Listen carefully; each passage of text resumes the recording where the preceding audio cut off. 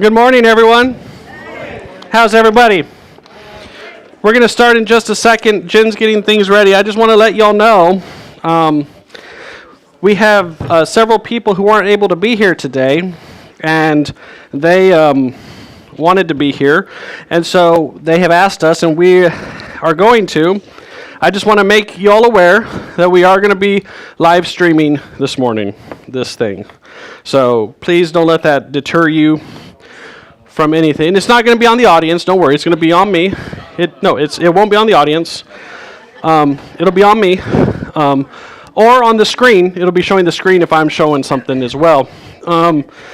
As we get started, the one thing I do want to say is that this is a presentation. This is me going to be talking about this. But if you have a question at any point, feel free to ask me, or raise your hand, or just wave me down, or whatever, and I'll do my absolute best to answer the question if I can. So today is going to be more of a storytelling day, and then next week will be a little bit different. I'll talk about that in just a minute. As soon as Jen tells me everything is up and running for folks.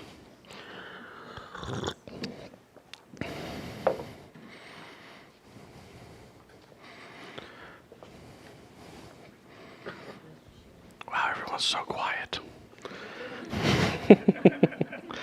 All right.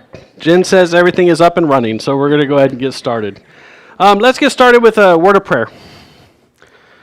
Dear Lord, I give thanks to you for this day. I give thanks for these people who are here.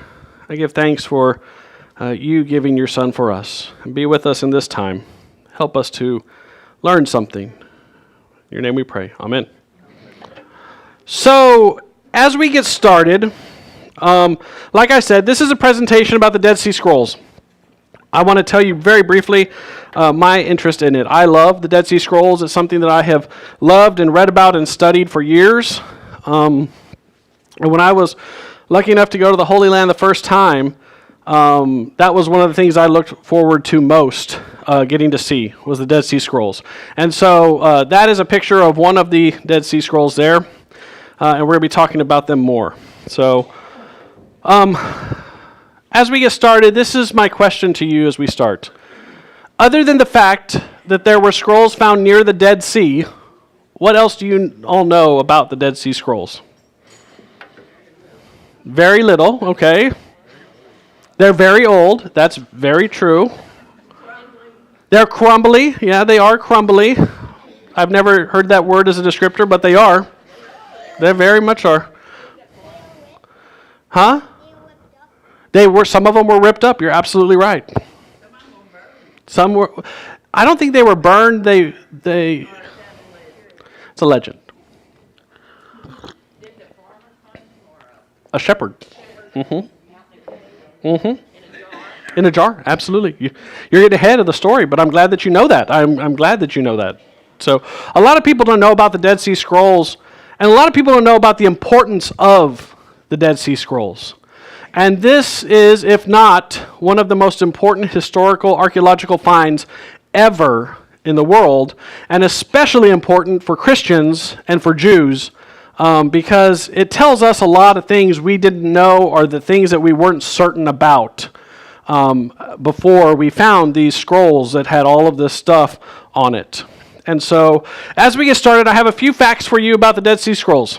The first is, it is believed that there were between 900 and 1,000 separate scrolls that have been found. Now, I say that they're not all scrolls rolled up like you see in pictures. Like Bonnie said, crumbly, torn up. There were pieces. Some of them were just fragments. And in those fragments, between all of the fragments and all of the scrolls and everything we have, it's believed between 900 and 1,000 scrolls were originally in there, in the place where they were. And so that's the first one. Many of them are in fragments. We have very few actual scrolls. Many of them are in fragments. More than 15,000 fragments have been located. Some of the writings in the located scrolls and fragments are scriptures, letters, rules for living in community, prayers, songs, and worship liturgies. That says as prayers. It's supposed to say and prayers. And then the writing on the scrolls is in 4 languages. The languages that we have found on the scrolls in the writing is Hebrew, Aramaic, Greek, and Nabatean. Why Aramaic? Well, that's what lots of people, they spoke that. Either that or Hebrew. The Greek is because there was some of the Greek translations and stuff that were found. And Nabatean, we just know that they found some. I have never seen really a reason why Nabatean. Probably because somebody who was writing spoke Nabatean. So here's where this all takes place. This is Israel here, the main part of Israel. The West Bank is here. And so this is what is called Palestine, or the West Bank. And so this is where Bethlehem and Jerusalem are, and Jericho's right here. So if you transfer over to this map, Jericho's right here, Jerusalem's here, Bethlehem's there, and this is Qumran. That is where the majority of the Dead Sea Scrolls were found, not in Qumran itself, but in caves right around Qumran. And so there's that's the location we are. It's right next to the Dead Sea. And so the Dead Sea is one of the coolest things about it is you float. You can't sink in the Dead Sea. It's really cool. So this is what Qumran looks like now, today. And so this right here is what is called Qumran. This is the ruins of a city, of a town, of something, and we'll get into that later. But this is Qumran. This is the highway. And right back here is the Dead Sea. This right here, if you look right there, is two of the caves. Show you their proximity to it. And so that is, it's an oasis. It's in the middle of there. It's in the middle of the desert, and it's just this really small little place. And it's just ancient ruins now. When you go there, it's just ancient ruins. And so there's a whole lot of talk about what these ancient ruins were. And like I said, we'll get to that in a minute. This is the locations of the caves. This is Qumran right here, Khirbet Qumran. That's the Arabic word, Khirbet Qumran. And here's where the caves are. There's also a cemetery that we'll talk about a little bit. But here are the caves there. Cave 1 and 2 are further up north of it. And this is Cave 3, and Cave 3 is up here. I don't know why there's two Cave 3s, but that map must be wrong. Anyway, and there's this, it's hard to see on here, but there's this white line right here that looks like that you can barely see. But the reason that is, there's this white line where all the caves are and where Qumran is because it's actually called Wadi Qumran, and that is in the area of an old dried up riverbed. And so when it would snow or when it would rain up in Jerusalem and the water would run down, they didn't have ways to divert it back then, and it would come through there. And so that's where the water would come from up north. And so that I say up north, Jerusalem is up on a hill, and so it runs down. And so you have a wadi, dry riverbed. Officially, there's 11 caves for this story. There is talk. Some people believe that they have found a 12th cave with some other stuff in it, and it's called the Cave of Horrors. Horrors, Horrors, because in it, there not only did they find a few pieces of parchment with some writing on it, they found some other things. They found 40 bodies, 40 skeletons in this cave, and it's kind of on the side of a mountain on a cliff. And the only way to get down there is you have to rappel down to it. And so they found these bodies in there, and what they believe happened is when the Jews that had these scrolls and stuff went and got into that cave, they were fleeing the Roman soldiers because right above it on the top of the mountain is the remains of a Roman camp where their soldiers were. And so what they believe happened is these Jews went into the cave to hide. The Romans knew they were there, and they just waited until they died and then went down and did what they needed to do and probably looted and stole all the stuff. So, but that's still not an official cave, but they have found a few things there. So, today I'm going to be telling you the story of the Dead Sea Scrolls and kind of the history of them since they were found. And then I'm going to tell you a little bit about Qumran and the importance of Qumran in the story of the Dead Sea Scrolls. And then next week we're going to talk a whole lot more about what was found in the scriptures and in the scrolls and all of that. But today's a really cool story, as I was telling somebody, is kind of like an Indiana Jones story almost. And so, why don't we get started? So, In 1947, these two gentlemen, they are much older in this picture. They were a lot younger when this happened. They're named Muhammad Dahib and Juma Muhammad. They're cousins. Muhammad Dahib is the one on the left. The one on the right is Juma. They were out. They were shepherds, and they belonged to a tribe around that area. And they were out in the middle of the desert, and they had their sheep and their goats, and they were tending to them, and they were doing their thing, and one of the goats or sheep got lost. And so Muhammad Dahib went looking for it, and oh my gosh. As he was going, looking for it, he found a hole, an entrance to a cave on the side of one of the hills he was looking, and he thought, oh my gosh, my sheep or goat, whichever one it was, might have gotten into there, so I'm going to scare it out. So he throws a rock into this cave. When he throws the rock in, what does he hear? Well, he hears something break, like pottery breaking. And he's like, well, that's not normal. So he goes and he looks into the cave. He gets up into the cave, the hole of the cave, and he looks and he sees that there was a jar. There's actually several jars, but one of the jars that was there, his rock broke it. And so he's like, oh my gosh, what's there? Now remember, shepherd, out in the middle of the desert, not very wealthy, very, very unwealthy, actually, probably. And so in his mind, he's looking in a cave and he sees these jars. What do you think he thinks are in these jars? Treasure, money, gold, jewelry. He is excited. He is stoked because he thinks he has just found his ticket out of where he is.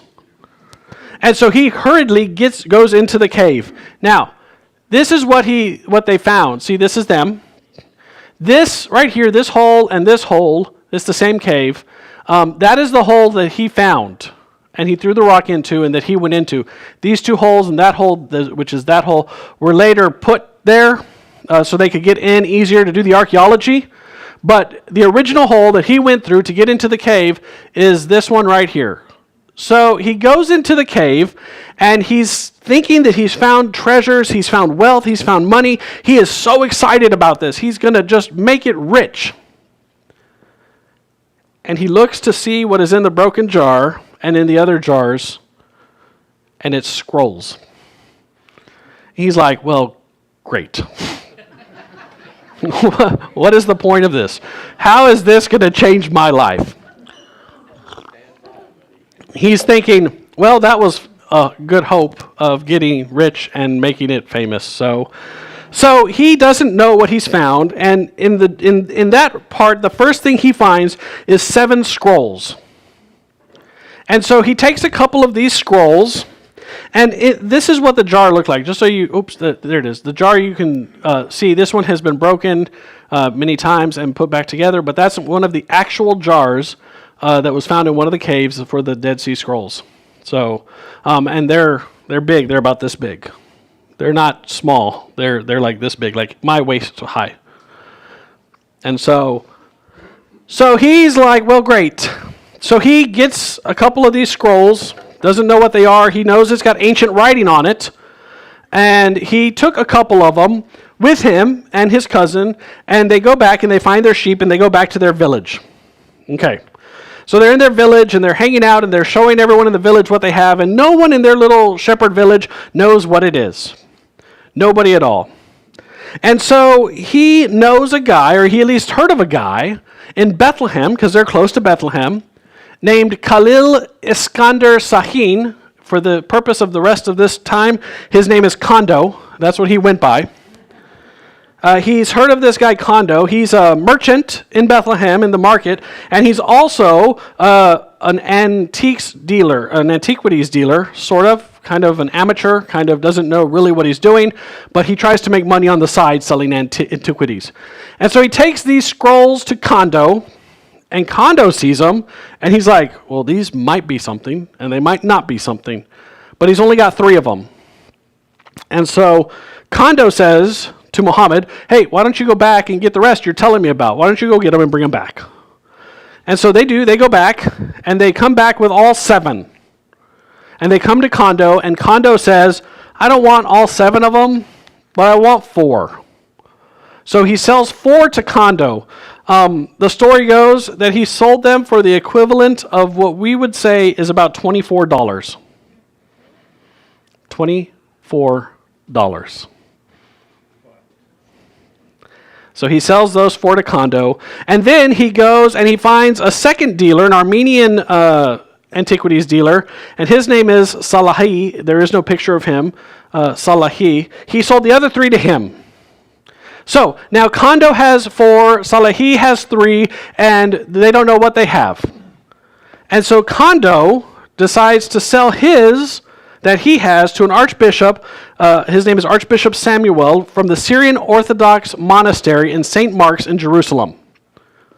So now the 4 go to this archbishop of this Orthodox monastery. And so now he has them. And they're still trying to figure out what they are. None of them know. The only thing they know is that it's ancient Hebrew writing. That's all they know. And so when he sold those, then the Hebrew University professor heard that this other guy, Salahi, has some ancient documents, and he wants them. And so he tries to meet up with him, but in that time, Jerusalem is separated by the British, by the mandate, and it's got this barbed wire fence that goes through the middle of Jerusalem, and the Armenian guy with the scrolls is on one side, and this university professor is on the other side. And so he makes contact with him, and it's like in the middle of the night, they meet up at the barbed wire fence. And this antiquities dealer, and this is not made up, at least it's supposed to be true. This antiquities dealer pulls out at the barbed wire fence to show this university professor a scrap about that big. And kind of is like hiding it and showing it to him. And says, "This is what I've got, but a lot of it." And so the university professor recognizes the ancient Hebrew. And he says, "I want them." So he buys them immediately from him. But the guy doesn't have them. He came with just the scrap. So now, this university professor, who is a Jew, has to follow him back to Bethlehem. In that time, that's not safe for a Jew to be going to Bethlehem. Well, for any matter of fact, it's not really safe now for a Jew to go to Bethlehem. But anyway, but at that time, so they had to go through the barbed wire fence. He had to go follow this guy to Bethlehem, hoping and praying that this Armenian, who claims to have these scrolls, has them. And so he goes, he finds the guy comes and brings him the scrolls, and he sells him the scrolls. And he sells him the 3 that he has, which is the war scroll, the Thanksgiving scroll, and a second copy of Isaiah. A copy of the Isaiah scroll. So that's what he has. Now this university professor has these 3 scrolls and takes them back to his university, and Kondo has sold the other 4, which include the Isaiah scroll, which today, if you know anything about the Dead Sea Scrolls, is the famous Isaiah scroll. It's the complete Isaiah on one scroll, continuous scroll, and it's the complete book of Isaiah. And it's this amazing scroll. It contained that, the community rules, and a commentary on Habakkuk. I don't think the Habakkuk commentary probably brought a lot. There's not a demand for that usually. But so this archbishop has these scrolls that he's bought. Now, turmoil is going on in Jerusalem and in that area. The mandate is coming that it's going to become Israel, and all of that is going on. And so as that is starting to happen, he gets scared, and in 1949, he takes off with his scrolls to America. And he sneaks them into America and takes them to New Jersey and kind of hides out at a church there. Then, I guess he falls on hard times, or he doesn't know what he has, or he doesn't care, because in 1954, if you just happened to open the Wall Street Journal classifieds, you would see this, the 4 Dead Sea Scrolls. Biblical manuscripts dating back to at least 200 BC are for sale. This would be an ideal gift for an educational or religious institution by an individual or group. Guys, it would be, just in case you all stumble across some Dead Sea Scrolls. Never mind the fact that it's illegal to buy them now. It would be. We would be famous if we had a Dead Sea Scroll. Miscellaneous for sale. Dead Sea Scrolls. So So this is all going on, and now the Dead Sea Scrolls are for sale in the Wall Street Journal from a guy in New Jersey. And at this point, they still have absolutely no clue what they have. Just some old manuscripts. And so there's this guy, and he sees the ad. His name is Yadin. He is the son of the professor who bought the other three at the Hebrew University. And he says, oh my goodness, I know what that is. He contacts him, he buys them. And he gives them over to the Israeli Antiquities Authority. Well, to the Hebrew University, and then the Israeli Antiquities Authority takes control of it. And so now, at this point, the 7 Dead Sea Scrolls are all in the ownership of the Hebrew University back in Israel, and the Israeli Antiquities Authority has kind of taken ownership of them with it. And they start studying what they have. Now, as all of that's happening, word has gotten out. And if word gets out that there are priceless artifacts in the desert, in caves, do you think people are just going to be like, well, that's cool, I can't wait to see if they find some? No. Everybody and their mother and their brother and their cousin from a second marriage all went out to the Israeli desert, the desert out in what is now Palestine, the West Bank, and they go out there and they start tearing through every cave they can find. That's why we now have 11 or 12 caves. They found numerous caves that had stuff in it. As they got to the other ones, though, the scrolls were not in as good a condition. They started finding just fragments on the floor, on the dirt, just these little pieces. Some of them are that big, some are a little bit bigger. And so they start collecting them. And it becomes this huge deal. There's archaeology teams from all over the world that have taken over and are now digging through every cave they can come across. And they start finding stuff. And then the bidding starts for all of them. And it becomes this person has more money, and this person wants this piece, and then this person wants to give these pieces here. And so they kind of start scattering around. In 1965, the Israelis build what is now called the Shrine of the Book. They decide that this is one of the most important artifacts that they have, and the 7 scrolls they have not only are some of the most amazing things that they have ever seen and know that they are the most important things to their faith, they also know that when they're out in a jar in the desert, where it's nice and arid and all of that, they're going to maintain just fine. Now that they're back in Jerusalem, where it's humid, they're going to start to deteriorate. So they build this Shrine of the Book. It's a temperature-controlled, climate-controlled environment. It's actually underground, and I'm going to talk more about it next week, a lot more about it next week. But that's where they started their the building of it, and that's where they decided to keep them. And that's now where I think it's like 94% of all Dead Sea Scroll pieces are in the Shrine of the Book, underground, and the building next to it that you really can't get into unless you somehow are magical or they let you in for some reason. So that's the story of the Dead Sea Scrolls. Now, there's a whole lot more to it. There's a whole lot more. This guy bought these and then gave them over here to these people. If you know, one of the most famous stories about the Dead Sea Scrolls in the last couple of years is that there are also fakes. Because anytime there's something of value, somebody is going to try to make a buck by faking it, right? So there are people who did these fake Dead Sea Scrolls, and they would sell them. Now, there's this beautiful Bible museum, I'm told, in Washington, D.C., that was started by the people who own Hobby Lobby.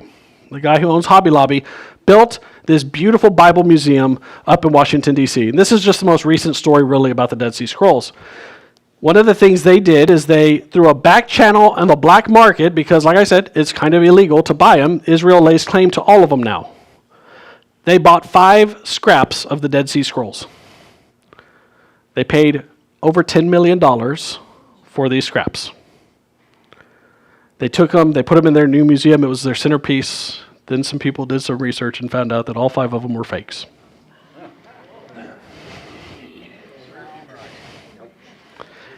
You can't buy pieces of the Dead Sea Scrolls legally. So, karma. So, that's the most recent story about the Dead Sea Scrolls. So, if someone ever comes up to you and says, hey, I've got a fragment of the Dead Sea Scrolls, give me $1 million for it. If you have $1 million, tell them no and walk away. If you don't have $1 million, you can just laugh like I would and walk away anyway. But the Dead Sea Scrolls are this amazing find, and it's this amazing thing. And they were found out in the middle of the desert next to the ruins of this town. And so now that you know the story of the Dead Sea Scrolls and where we kind of are now, I want to talk to you about Qumran and its importance. The reason we talk about the Dead Sea Scrolls and the town of Qumran is because the ruins of the town of Qumran are the closest place to most of these caves. And so we have this town, Qumran. So we're back at Qumran, right? The Dead Sea's up here, the highway, and here's Qumran. Qumran is this ancient town, these ruins of this ancient town. And we don't know much about Qumran, but it's generally agreed on by lots of historians, not all, and I'll talk about that. But most historians agree that Qumran was established between 134 and 104 BCE. Some people say BC, BCE. And so between 134 and 104 is when it was established as a little town. It was occupied most of that time up until 68 CE or AD, and it was destroyed by the Romans in or around 68 CE or AD. Do you know why in 68 it was destroyed by the Romans? So in that time, the Romans, that's about the time that the temple was burned and destroyed. The Jews were all killed and run out of Jerusalem, and everything that was Jewish was destroyed by the Romans. They laid ruin to everything and destroyed everything. Historians are not exactly sure as to what Qumran really was, but most agree that it was a Jewish settlement where this group called the Essenes lived. Now, I'm going to tell you just for your knowledge, other historians believe that this was never where the Essenes lived, that it was always an army garrison and an army fort. Some people believe that. And some historians believe that some rich people from Jerusalem built Qumran as their summer home out by the Dead Sea. It's their beach vacation resort. That's very unlikely, but there are a few people who believe that. Most historians believe, that this group called the Essenes were the people who built and lived in Qumran. Now, the Essenes are people we don't hear about, but they are very important in history. If I asked you what are the branches of Judaism in the time of Jesus, what would you say?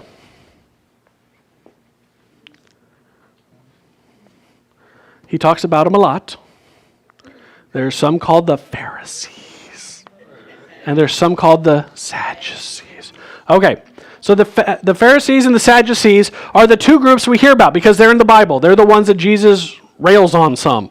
They're the people that are the ones in control of Jerusalem and of the temple. They're the ones that get all the attention. The Essenes are an even more conservative and a more by-the-book group of Jews than them. And if you know anything, Jesus says that they are way too strict. The Sadducees and Pharisees are way too strict. So just imagine the Essenes. They can't get along with them, the Pharisees and the Sadducees, because they are not strict enough. They don't follow the rules enough for them. So the Essenes kind of get kicked out of Jerusalem, and it's believed that they go out to Qumran, build this little community, and do their aesthetic living out there. And that's how we end up with Qumran. So Qumran, this is what an artist rendering of what it would have looked like, a reconstruction. So you have this aqueduct here. This up here is that cave I showed you, just from the other angle, looking the other way. And then you have these different rooms I'm going to talk about. E is the assembly hall and refectory. I'm going to talk about that. But B is the one you need to know about. This building right here, this 2-story building, it's called the scriptorium. They believe that is the key part of why they think Qumran is where the Essenes lived and why the Dead Sea Scrolls were created, mostly in Qumran. One of the most significant finds was the scriptorium.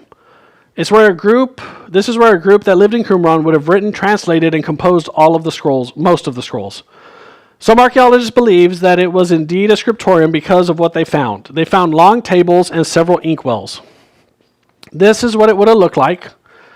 Some of the pictures I took, some of them I didn't take. The one from like an aerial shot over Qumran, I did not take that. But this one of the sign, I did take. But so this is what it would look like. 2 stories. You can see the tables here and table there where they would have copied and written all of the scrolls. And on the bottom, the same thing. And then this was their library where they kept them. These are actual inkwells that they found in Qumran in that room, in the scriptorium. Those are inkwells where they would have done writing. And that's what would have held the ink. And these are pieces of 2 of the tables that they found. Those big long tables. You would need a big long table if you were writing a scroll to lay out the scroll all the way so you could do the writing. So that's what they found. That's what they believe tells them that this is where the Essenes lived and where the Dead Sea Scrolls were created. Today, that's what it looks like. It's kind of plain. And it's only one story. But that's the ruins. That's how long it would have been. Those long tables would have been in there. The other interesting location in the ancient city was uncovered was a room that was believed to be where Qumran community shared its meals. The reason is because when they did, they found plates and dishes on the floor.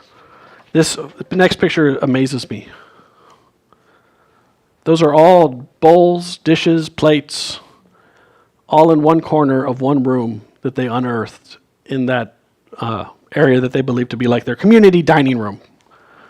And so those are ancient bowls from before the time of Jesus. And as they unearthed it, that's what they found. Today, that's what that room looks like. Down here where the sign is the corner where those things were found. So that's where they probably ate and met. Now that we're trying to establish Qumran as where the Essenes lived, and one of the things you have to know about the Essenes is they were by the book. They were more so by the book than anyone else, right? And so as they're doing their thing, as they are living their life up here, they're by the Dead Sea. So they're by the Dead Sea and in the middle of the desert. What don't they have? We'll get to that. Who said water? Barney, yes, water. That's absolutely right. I'm surprised that's not one of the facts you lifted up earlier. So Bonnie said women, and she's right, but we'll get to that in a little bit. Barney said water. Now that's actual fact. That's something you've got to worry about, right? You're out in the middle of the desert. You're by the Dead Sea. The water that's in the Dead Sea is not, you're not able to use it for anything, are you? Except floating if you're a tourist, right? And so what they did is they built these aqueducts right off of this dry riverbed, which used to be a riverbed. So when it would rain or when the snow would melt up north, the water would come down and they would collect it. And they would collect as much as they could. Now, why would they collect fresh water? More than just they wanted something to drink. What is something super important to a Jew in the time of Jesus that they would need fresh water for? You're very close. Baptize. You are absolutely right, sort of. They didn't call it baptizing, but they did. They had to be ritually clean, right? They had to go and they had to clean themselves if they were impure, or they would have to go and bathe. And so in Jerusalem, you found all these pools, the pool of Siloam and all these other pools where they would go and they would ritually cleanse themselves before they went into the temple. Now remember, the Essenes are more hardcore, strict about rules. So they believe that you have to ritually cleanse yourself all the time, sometimes 2-3 times a day, sometimes before you eat a meal. And so to do that, you have to have all of these things. You have to have cisterns where you keep the water, and you have to have a place to do that. So as you see these ritual baths, this is either a ritual bath, but more likely a cistern where they would collect the fresh water. Because you can see there's just one way in and one way out, just one thing. So they probably kept the fresh water here in one of these. But there are numerous of these, what are called, many people call them mikvah, which are ritual baths for the Jews. It's what you find in Jerusalem. The reason we believe it to be a ritual bath and not a cistern is because the cistern had one set of stairs down and back up. You would just go down, you'd collect the water, and you would take it with you. Here, you probably have the ritual act of bathing going on because on this side you have stairs, and over here you have stairs, and in between you have where the water will run in from the aqueduct. So what would happen is, to be ritually cleansed, to be ritually pure, what would you do? You would go down one side of the stairs.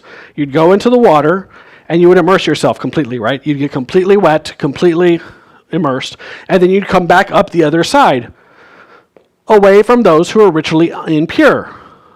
And then you would go and do your thing. Now, this is how strict they were. If you're coming out of this bath, and you're ritually cleansed, and you bump into someone who isn't, you are once again ritually impure, and you have to turn around and go back into the water. This is how strict they are about the rules they're following.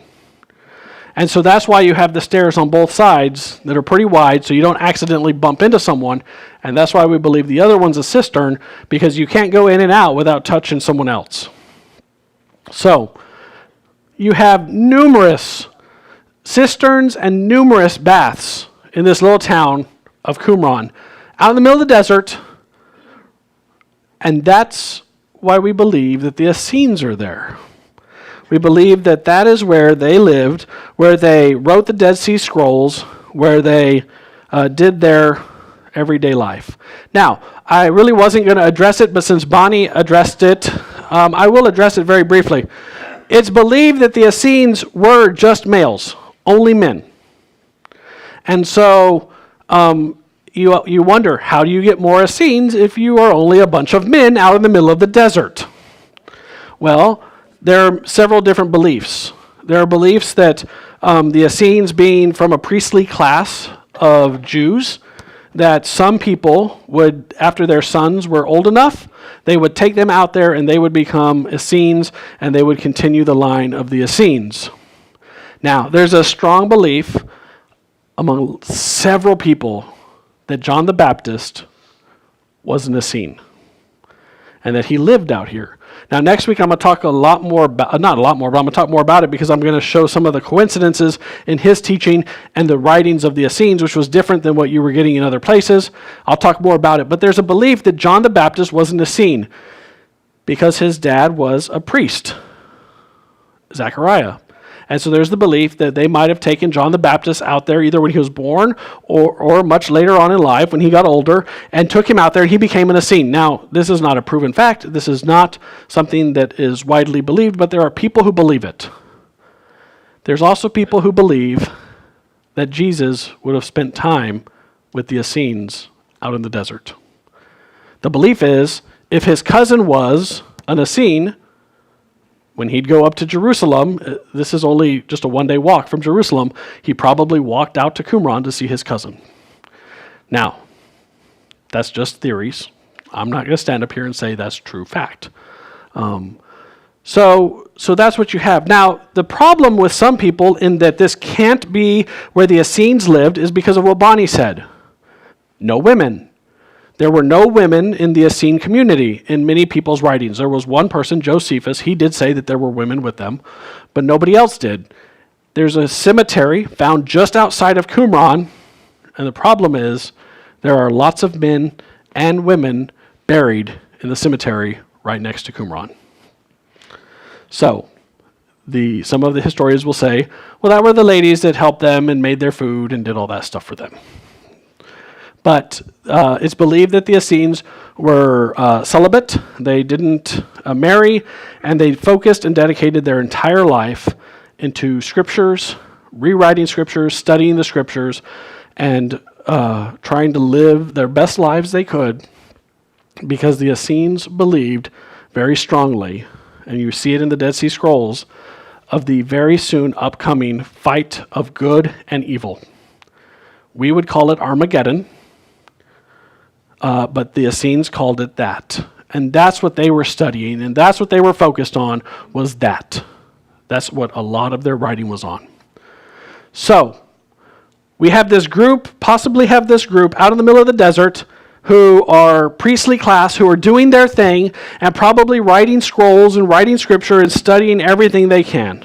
So, it leads many historians to believe, with the extreme proximity in all of these facts, their extreme proximity to the caves in which the scrolls and fragments were found, many believe, if not most, that the Dead Sea Scrolls were written in Qumran by a group they believe to be called the Essenes.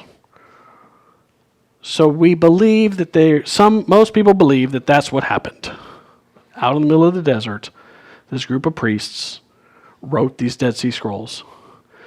And in 68, 67, 68 AD, when the Romans started ruining everything and trashing everything and killing people and destroying everything the Jews had, including the temple in Jerusalem, they had prior notice because everything's going on in Jerusalem. So they had prior notice, and the belief is that they took all of their writings out to these caves that were close by. So when the Romans came, they would find their town, they would find everything they had, and they would lay siege to it. And their plan, the Romans just were about mass destruction. They weren't going to stop and be like, oh, hey, did y'all take a bunch of scrolls up to those caves right over there? They didn't care. They wanted to destroy everything they could see as they moved on and made their way to a place called Masada. Y'all know the story of Masada? So they were on their way to Masada, and from Jerusalem to Masada, you pass right by Qumran. So it's believed that they took their scrolls and hid them in the caves. That is what many people believe. When you stand in Qumran, when you stand in the ruins and you look out over the dry riverbed, this is the dry riverbed here. This is cave 4, and cave 5 is right on the other side. They found a lot of scrolls and stuff in cave 4 and 5, the closest caves to Qumran. Yeah, they had to, so you see how they had to get in there. They either had to rappel, or later on some people carved these to get down in there. But they would have to probably rappel down into it. And so they felt that that was the safest place. The Romans weren't going to take their time to go rappelling into a hole in the side of this cliff. So that's what is believed to have happened, that they ran and hid all of their treasures, all of their scrolls, because they were the largest group of Essenes, if that's who was there, and all of their writings, they wanted it to survive through history, because if not, they wouldn't have it. Frank? Are you going to talk about what the scrolls were made out of? Next week, I'm going to talk all about the scrolls and what they found and all of the other stuff along with it and what was on the scrolls. So I will talk about that. To answer your question very briefly, what the scrolls were made out of, I actually was reading just yesterday that the majority of it is sheepskin, but there's actually some cowhide also, which leads them to believe that not all of the scrolls were created there in Qumran because there weren't cows out in the middle of the desert. So they think some of them might have been brought in from somewhere else. But the majority of it is sheepskin, and so that's what they... now, this right here, Frank, is probably going to be the most interesting. That is called the copper scroll. It is 100% copper and engraved. And so to tease you about next week, because I want you to come back, these are some sandals. This is what's called a teflon. This is what... so I told you the fragments are found. This is one of the fragments that's found. And that's actually a big fragment compared to some of them. Some of them have one letter on it. And all they did is they found all of these fragments in a cave, and they had to pick them all up, clean them all up, and then put them back together and figure out which scroll went with, which fragment went with which scroll. And it's like a big jigsaw puzzle, and you don't have the picture to tell you. Imagine doing a jigsaw puzzle of 15,000 pieces without having the finished product in front of you. Yes, absolutely. They're still cleaning some off so they can read them. And I'll talk next week about this really cool thing they're doing with infrared photography that's really cool. This is the Isaiah scroll. That is the entire book of Isaiah. This scroll is from the time before Jesus. The next oldest we had before this was Masoretic text, and it was from, I don't remember, like the 800s, the 900s. And is that right, Fred? I mean, pretty close to there. And so for years and years, the oldest text we had of the Old Testament was this text, and it was from the 800s. And people are always like, well, how could that be accurate? When they found the Dead Sea Scrolls, this Isaiah scroll is from before the time of Jesus, and it is almost word for word exactly the same as the one that's from hundreds of years later. There's just minor differences. And so that's that. Yes?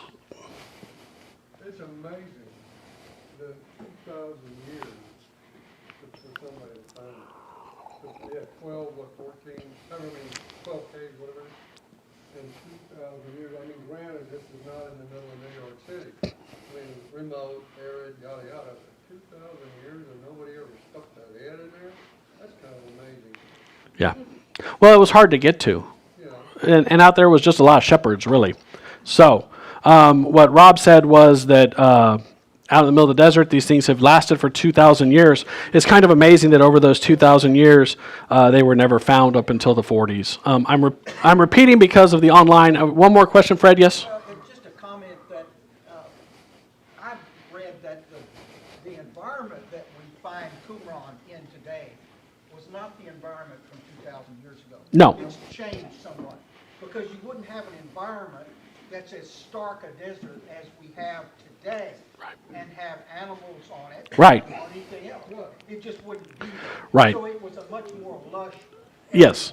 People had to grow their food. The environment is very different than it was back then, because they had animals and they were shepherds out there, and they had to do all of that. So it was a bigger oasis probably back then.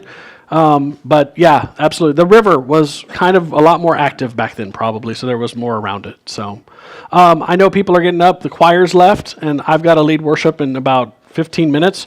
Are there any final questions? Case? You know what? And you know what, Case? That is a great question, because I've asked that question 100,000 times, and nothing I've ever read says if he ever found it or not.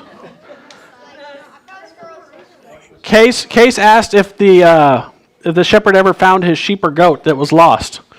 We don't know. We don't know. But that's a great question. Case is the businessman that's worried about the sheep. I like that. So, guys, I want to, real quick, as we finish up, I want to thank you all for being here today. I hope that my setup for next week is good. I wanted to give you the history and the story and set up who probably did this before we got into what they did, because some of the stuff that they did was pretty cool, and I wanted you to know in your mind I wanted to set it up first. So next week we'll talk about what they found in the caves, and especially about the writings and what the writings said.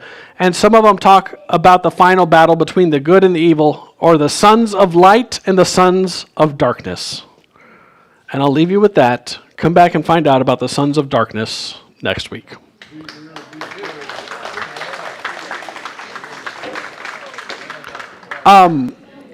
If I can have y'all's attention, you can kill those that watched online, thank you. I appreciate it. If you have any other questions, you all or the people online, feel free to call me and get with me, ask me, and I'll be happy to answer them the best I can. The one thing I do want to ask is I told Lynette